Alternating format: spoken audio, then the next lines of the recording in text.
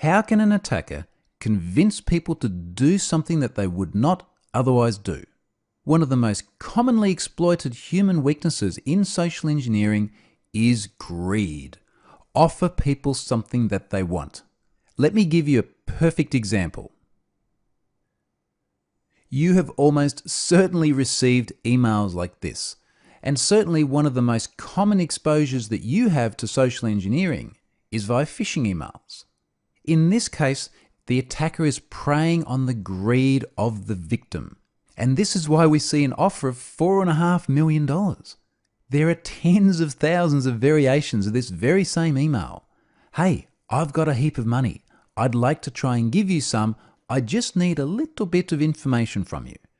And of course, the information being requested down here will then lead into further questions and ultimately the attacker socially engineering personally identifiable data out of the victim.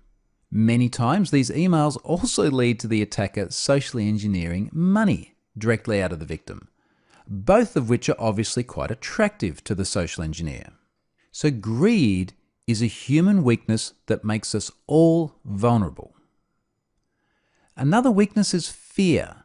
If we can frighten the victim into acting in a way that they wouldn't normally do, that can give the social engineer an upside. Here's a good example of that. This is an extortion email that followed after the Patreon data breach in 2015. Here the attacker is relying entirely on the fear of the victim. And they're doing that by saying that they have sensitive personal information about the victim. And if money is not paid, they're going to leak that information online, which would damage their credit score.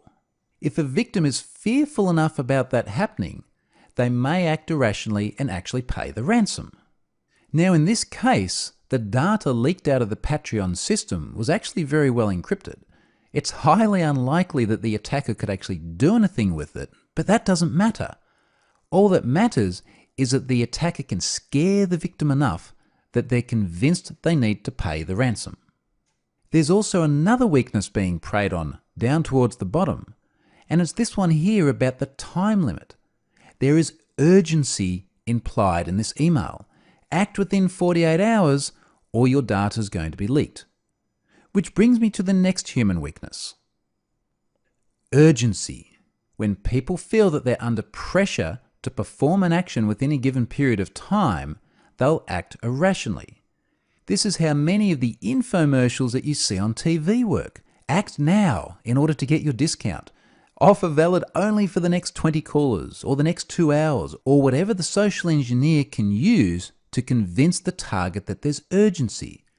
And make no mistake, a lot of marketing is social engineering as well. But let me give you an example within information security of urgency as a weapon of the social engineer. Also in 2015, we saw this story about how John Brennan, the director of the CIA, had his personal email hacked.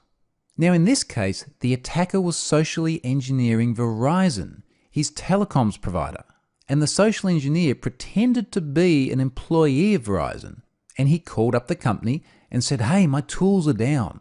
I'm trying to fix something urgently, but I can't get access. Can you just give me a little bit of information about the director of the CIA, and then I'll be able to fix the problem. So the attacker implied urgency in order to get the Verizon worker to behave in a way that was almost certainly against their better judgment. Another human weakness we often see exploited in social engineering attacks is curiosity. The saying goes that curiosity killed the cat, and it's that same behavior that gets humans into trouble when they're being socially engineered. For example, this Facebook post. I wrote about this back in 2012, and it's a classic clickjacking scam. I saw this appear on my timeline because a friend of mine had liked the link. It was out of character for them, so I did some further investigation.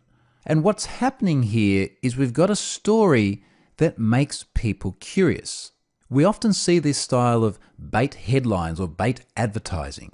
And you'll see things like, you wouldn't believe what happened next, or try this one unique trick, something that makes people curious enough to click through. In this particular case, once you clicked through and tried to play the video to see what the girl was actually doing, it used a clickjacking vulnerability within Facebook to cause you to like the post.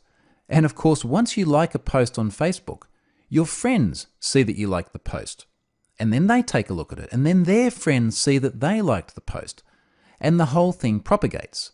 Even my mother-in-law fell for this one. And I don't think it's that she was genuinely interested in the content of the story, but she was curious.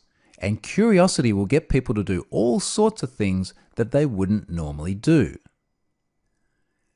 Another human weakness is sympathy. Now, we might not often think of sympathy as being a weakness, but it is a behavior that can be exploited via a social engineer. Let me give you an example. This is one variation of a scam that's been going for a very long time now. Sometimes this is referred to as the grandma or the imposter scam, and it tells stories of misfortune in order to get the recipient of the email to feel sympathetic to the sender.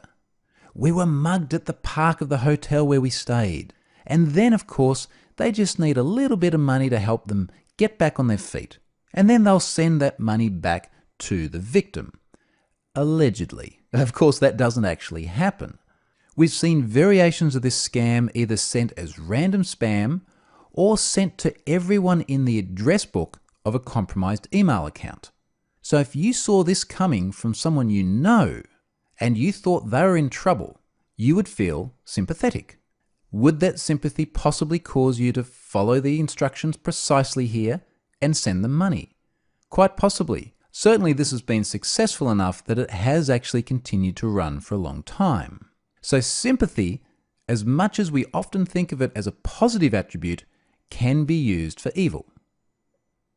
Respect for authority is one that you're going to see a lot throughout the remainder of this course, primarily because when someone believes somebody else is in a position of authority, particularly a position that commands a degree of respect, the victim is likely to behave in ways they wouldn't normally do. For example, if the victim believes that they're talking to their boss, or even perhaps the CEO of the company, they're going to behave in a way that they wouldn't normally do with someone they didn't have the same level of respect for. Let me give you an example of respect for authority. This is a scam allegedly run by the Australian Federal Police, and it's a speeding fine scam. This is not legitimate. The AFP doesn't send traffic infringement notices via email in this fashion. And in fact, if you did click through to this, your machine may have been infected with ransomware. So definitely not the outcome that victims were expecting. An attack like this is successful because if someone can be convinced that they're talking to the police, they're going to show a level of respect that they wouldn't otherwise have shown. Now in this case, it's not only the authority figures sending the message, but they're also applying urgency, which is what we just saw before. So often these attacks will use multiple behaviors or exploit multiple weaknesses in people in order to achieve the social engineer's objective. Helpfulness is another one of these behaviors that we probably don't normally think of as a weakness. It's a positive attribute. You would like people to be helpful. But that can also be a weakness. If the social engineer can leverage the helpful nature of an individual to their advantage, they can often obtain information that they never would have otherwise been able to get their hands on. Let me give you a perfect example of this. In 2013, the whistleblower Edward Snowden exfiltrated a huge number of confidential documents from the NSA. Part of what made this attack successful was that he was able to socially engineer his co-workers into providing their credentials. Allegedly, he persuaded between 20 and 25 co-workers to give him their usernames and passwords by convincing them he needed them to do his job as a computer systems administrator. This is simply preying on the helpful nature of his colleagues. Their intentions were no doubt good. They wanted to help their fellow worker achieve his job. But of course, as we now know, Snowden used that information to access a huge amount of data that he should never have had access to. He successfully socially engineered those colleagues by exploiting their human weakness, which was helpfulness. So that's a bunch of weaknesses that we all have that have been used in various ways to mount social engineering attacks. As we progress through the remainder of this course, I'm going to often refer back to these weaknesses, and we'll look at precisely what it was about the victim that the attacker exploited in order to make their social engineering attack successful. Let's now move on and have a look at a couple of different types of social engineering attack.